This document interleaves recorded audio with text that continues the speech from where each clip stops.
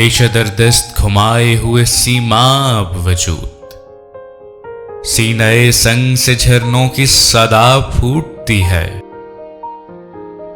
جنبش لے پہ بکھرتی ہوئی رفتہ رفتہ، جیسے خاموش کی مضبوط گرہ ٹوٹتی ہے۔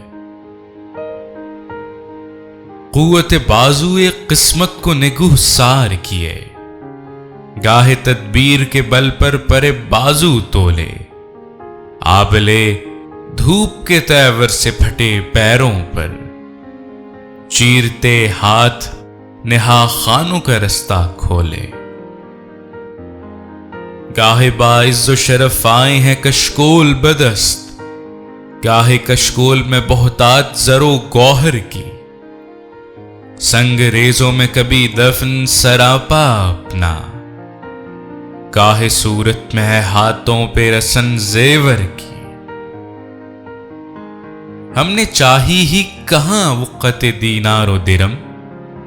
ہم نے چاہا تو فقط اپنی مہارت کا صلہ، ایک یہی خوں سے کشیدہ ہے پسینے کا خراج، ایک یہی بار اجل دست مشقت کا صلہ۔